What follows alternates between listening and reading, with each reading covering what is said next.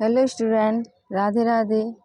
मैं आशा चौधरी और आपके लिए क्लास 10th का 11 चैप्टर लेके आई हूँ, जिसका नाम है मानव नेत्र तथा रंग बिरंगा संसार। ठीक है, यहाँ पे देखते हैं मानव नेत्र और रंग बिरंगा संसार।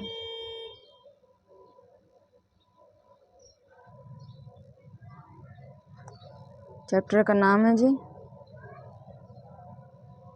तो यहाँ मानव नेत्र क्या है? यह एक अत्यंत मूल्यवान एवं सुग्राही ज्ञानेंद्रिय है।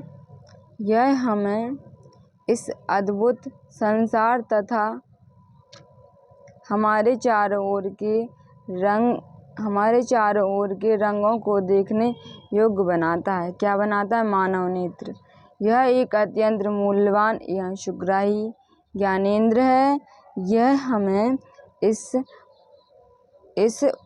अद्भुत संसार तथा हमारे चारों ओर के रंगों को देखने योग्य बनाता है। फिर क्या है? यह नेत्र गोलक में स्थिर होता है। और फिर नेत्र गोलक का व्यास लगभग 2.3 सेंटीमीटर होता है। कितना होता है? याद रखना बच्चों, इसका व्यास 2.3 सेंटीमीटर होता है। मानव नेत्र के विभिन्न भागों एवं उनके कार्य के बारे में पढ़ते हैं। श्वेत मंडल कॉर्निया क्या कहलाता है? यह नेत्र के अग्र भाग पर एक पारदर्शी झिल्ली होती है। नेत्र में प्रवेश करने वाली प्रकाश किरणों का अधिकांश अपवर्तन कॉर्निया के बाहर पृष्ठ पर होता है। इसमें लेंस आ जाता है। लेंस क्या होता है? लेंस है। यह एक उत्तल लेंस है जो प्रकाश को रेटिना पर अभिसारित करता है। यह एक रेशेदार जहेलीवत पदार्थ का बना होता है। लेंस केवल विभिन्न दूरियों पर रखी वस्तुओं को रेटिना पर फोकस्ड करने के लिए आवश्यक फोकस दूरी में सूक्ष्म समायोजन करता है। और यहाँ पे क्या है? परितारिका कॉर्निया के पीछे एक गहरा पेशीय डाइग्राफ होता है जो पुतली के आकार को नियंत्रित करता है। ठीक है। और पुतली क्या होती है? पुतली आंखों में प्रवेश करने वाले प्रकाश की मात्रा को नियंत्रित करती है। यहाँ पे आ जाएगा रेटिना। क्या होता है? यह एक कोमल सूक्ष्म झिल्ली है जिसमें केवल सुग्राही कोशिका अधिक संख्या में पाई जाती है। प्रदीप्त होने पर प्रकाश सुग्राही कोशिकाएं सक्रिय हो जाती हैं तथा विद्युत सिग्नल पैदा करती हैं। ये सिग्नल दृक् तंत्रिका द्वारा मस्तिष्क तक पहुंचा दिए जाते हैं। मस्तिष्क इन सिग्नलों की व्याख्या करता है और हम वस्तुओं को देखे जाते हैं। रेटिना ऐसा होता है। ठीक है, आगे क्या देखते हैं? दूरबिंदु क्या होती है? दूरबिंदु के बारे में पढ़ें। दूरबिंदु क्या होती है? यहाँ पे वह दूरतम बिंदु जिस पर कोई नेत्र वस्तु को सुस्पष्ट देख सकता है नेत्र का दूर बिंदु कहलाता है। सामान्यतः नेत्र के लिए यह अनंत दूरी पर होता है। और निकट बिंदु पढ़ें। निकट बिंदु क्या होती है?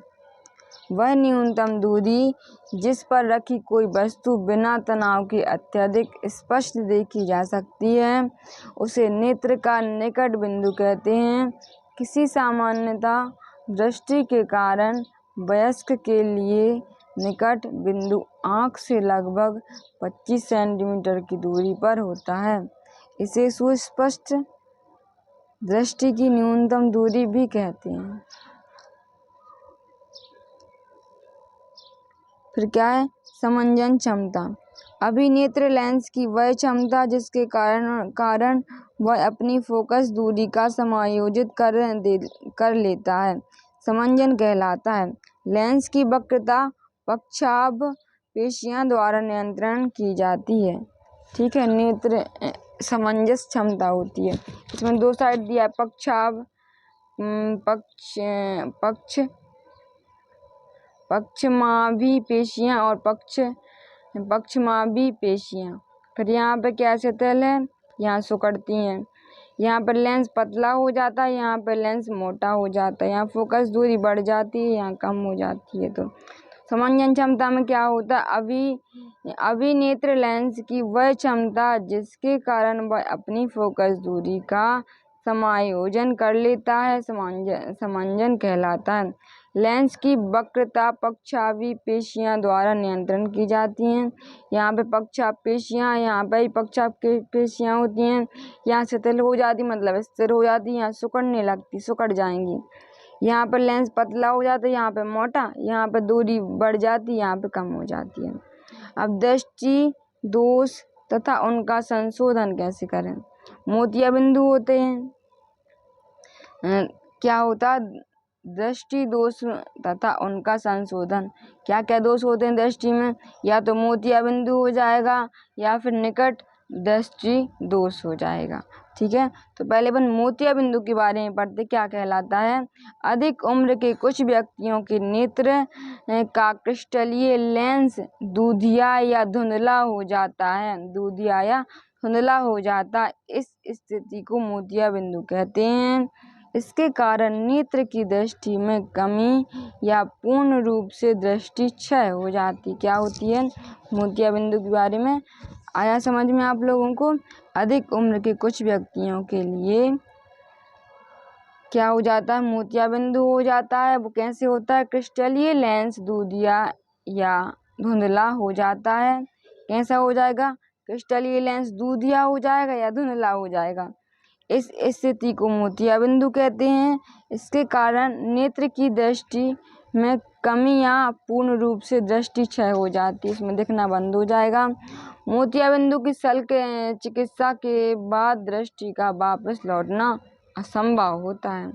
जब मोतिया बिंदु हो जाती है तो फिर मोतिया बिंदु की शल्य चिकित्सा के बाद मतलब ऑपरेशन के बाद दृष्टि का वापस लौटना कुछ असंभव सा, दृष्टि का वापस लौटना असंभव सा हो जाता है।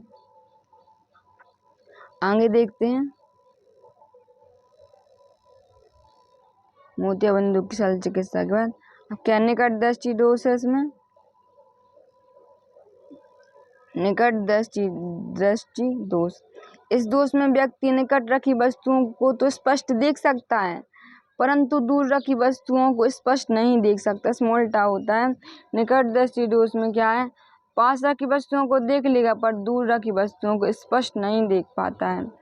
ऐसे दोष युक्त व्यक्ति का दूर बिंदु अनंत पर न होकर नेत्र के वापस आ जाती है। इसमें दोष क्या होते हैं, दोष उत्पन्न होने के कारण अभिनेत्र लेंस की वक्रता का अत्यधिक होना, फिर क्या है, नेत्र गोलक का लंबा होना। निवारण क्या है, इस दोष को किसी उपर्युक्त क्षमता के अवतल लेंस के उपयोग द्वारा संशोधित किया जा सकता है। निकट दृष्टि दोष में अवतल लेंस का उपयोग किया जा सकता है। और यहाँ पे अपन डायग्राम देखेंगे, किसके देखेंगे, यहाँ पे रेटिना लेंस पर ही मतलब आँख मानव नेत्र का डायग्राम अपन अगले वीडियो में देखेंगे, नेक्स्ट पार्ट में।